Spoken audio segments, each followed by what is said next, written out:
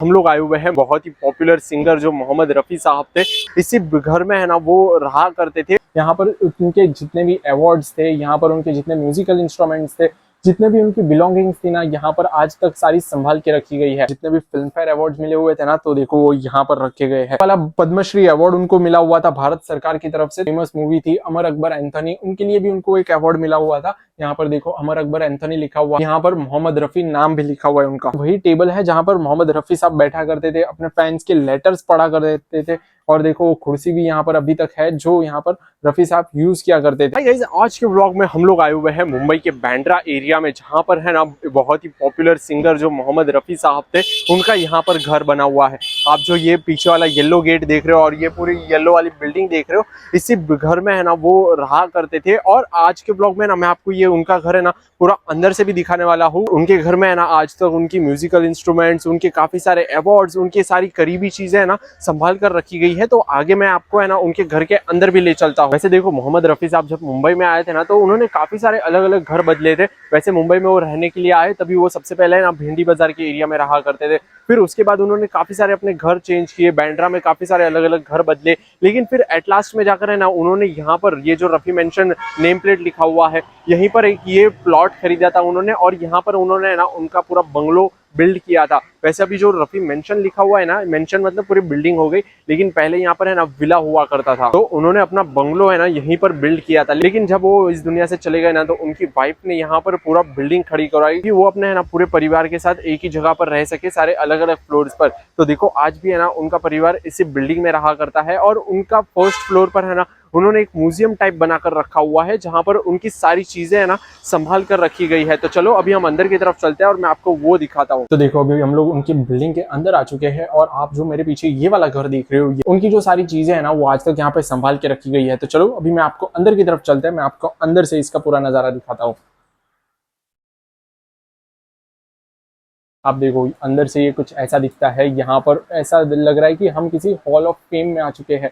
यहाँ पर उनके जितने भी अवार्ड्स थे, यहाँ पर उनके जितने म्यूजिकल इंस्ट्रूमेंट्स थे, जितने भी उनकी बिलोंगिंग्स थी ना, यहाँ पर आज तक सारी संभाल के रखी गई है। चलो मैं आपको एक एक करके है ना सारी चीजें यहाँ पर दिखाता हूँ। देखो सबसे पहले स्टार्टिंग में हमें है ना यहाँ पर काफी सारे ऐसे म्यूजिकल इंस्ट्रूमेंट दिखाई दे रहे हैं। तो ये सारे जो म्यूजिकल इंस्ट्रूमेंट है वो रफी साहब है ना खुद बजाया भी करते थे, और वो है ना आज तक देखो यहाँ पर संभाल के रखे गए हैं। और फिर आप सामने की तरफ देखोगे तो वहां पर देखो उनको जितने भी फिल्म फेयर अवार्ड मिले हुए थे ना, तो देखो वो यहाँ पर रखे गए हैं।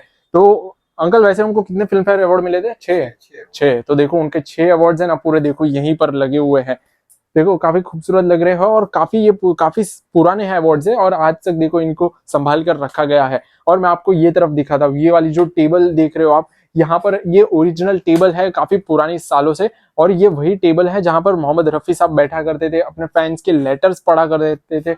और देखो वो कुर्सी भी यहाँ पर अभी तक है जो यहाँ पर रफी साहब यूज किया करते थे। तो देखो अभी तक उनकी सारी चीजें ना संभाल कर रखी गई है। एक उनको नेशनल अवार्ड मिला हुआ था, वो अवार्ड यहाँ पर अभी तक प्रिजर्व करके रखा है। वाला पद्मश्री अवार्ड उनको मिला हुआ था भारत सरकार की तरफ से, तो देखो वो वाला अवार्ड यहाँ पर भी प्रिजर्व करके रखा गया है। तो जैसा कि मैंने आपको पहले भी बताया था, ये विला हुआ करता था जहां पर रफी साहब रहा करते थे। और विला तो अभी आज के टाइम पे नहीं है, यहाँ पर एक बिल्डिंग आ चुकी है। तो बिल्डिंग के अंदर भी एक रूम में सारी उनकी चीजें प्रिजर्व करके रखी गई है। और यहाँ पर आप देखोगे तो यहाँ पर आपको ये टेप रिकॉर्डर्स देखने मिलेंगे, म्यूजिक सिस्टम है पूरा, जहां पर पुराने जमाने का म्यूजिक सिस्टम है, और मुझे लग रहा है अभी भी ये शायद वर्किंग कंडीशन में हो सकता है। और नीचे की तरफ आप जितने भी ये पेपर्स वगैरह देख रहे हो ना, वहां पर उनके रिकॉर्ड्स रखे गए, जो गानों के रिकॉर्ड्स होते थे, जो यहाँ पर बड़ी बड़ी सीडीज आया करती थी पुराने जमाने में, वो आज तक देखो उनके गानों की यहाँ पर अभी तक संभाल के रखी गई है। यहाँ पर पुराने जमाने में ऐसी कैसेट्स आया करती थी, वो यहाँ पर अभी अंकल हमें प्ले करके दिखा रहे हैं। यहाँ पर साउंड इसमें अलग से लगाना पड़ता है, इसमें से आता था? इसमें साउंड है अलग से भी लगाते हैं। Okay okay.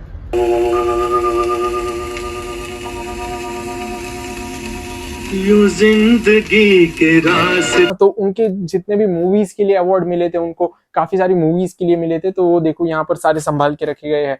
यहाँ पर देखो कातिलों के कातिल और भी बहुत सारे मूवीज के अवार्ड्स है ना उनको यहाँ पर रखे। और यहाँ नीचे की तरफ देखो उनको काफी सारे सिल्वर जुबली के लिए भी अवार्ड्स मिले हुए थे, तो देखो सारे अवार्ड्स यहाँ पर संभाल के रखे गए। फेमस मूवी थी अमर अकबर एंथोनी, उनके लिए भी उनको एक अवार्ड मिला हुआ था। यहाँ पर देखो अमर अकबर एंथोनी लिखा हुआ है, गोल्डन जुबली के लिए मिला था। यहाँ पर मोहम्मद रफी नाम भी लिखा हुआ है उनका। ये तरफ भी देखो काफी सारे उनके फेमस फिल्म्स थी, उनके सारे जो अवार्ड्स मिले हुए थे वो सारे अभी तक है ना यहाँ पर प्रिजर्व करके रखे गए हैं।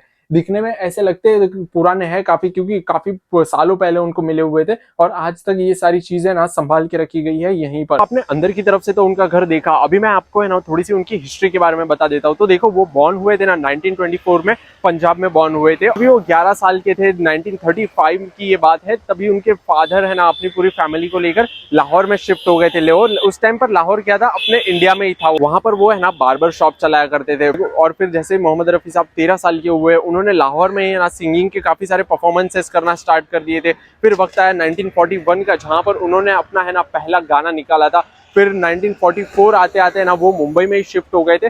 मुंबई में जब ये शिफ्ट हुए तो तभी सबसे पहले ना भिंडी बाजार के इलाके में रहा करते थे। फिर वहां से उन्होंने अपना घर चेंज किया, बांद्रा में आए। बांद्रा में काफी सारे अलग अलग घरों में रहा करते थे। जो आज के टाइम पे रफी मेंशन है, यहाँ पर उन्होंने प्लॉट खरीदा और रफी विला पूरा बिल्ड किया था। मुंबई के में आने के बाद उन्होंने काफी सारी फिल्मों में काम किया, काफी सारे अपने सॉन्ग्स निकाले थे यहाँ पर, और उनको काफी सारे अवार्ड्स भी मिले थे, जो कि हमने देखे ही उनके घर पे रखे हुए थे सारे। 1980 में है ना उनकी हार्ट अटैक की वजह से डेथ हो गई थी। फिर ये जो रफी विला यहाँ पर था, फिर उनकी वाइफ ने है ना ये रफी विला को हटाकर यहाँ पर पूरा एक बिल्डिंग बांध दी, क्योंकि पहले भी वो अपने परिवार के साथ में रहा करते थे। लेकिन फिर जैसे वक्त आगे गया तो यहाँ पर उनका परिवार भी बड़ा होते गया, तो आज के टाइम पर भी है ना उनका पूरा परिवार इसी बिल्डिंग में रहा करता है, अलग अलग फ्लोर्स पर। देखो यही कुछ जर्नी थी यहाँ पर मोहम्मद रफी साहब की। उनके लिखे हुए गाने, उनके गाए हुए गाने हम लोग आज भी सुनते हैं और इतने आइकॉनिक हैं उनके गाने, आज तक सारे चल रहे हैं उनके गाने। तो आपको ये व्लॉग कैसा लगा मुझे नीचे कमेंट्स में जरूर बताना। तो बस अभी हमें ना ये वाला व्लॉग यहीं पे एंड करते हैं। So guys, thank you very much for watching this video. If you enjoyed this video, do hit the like button and don't forget to subscribe to my channel and also hit the bell icon. So guys, stay safe, spread love and happiness, do whatever you want to do, but don't do the wrong thing. See you in the next video very soon. Till the time, goodbye.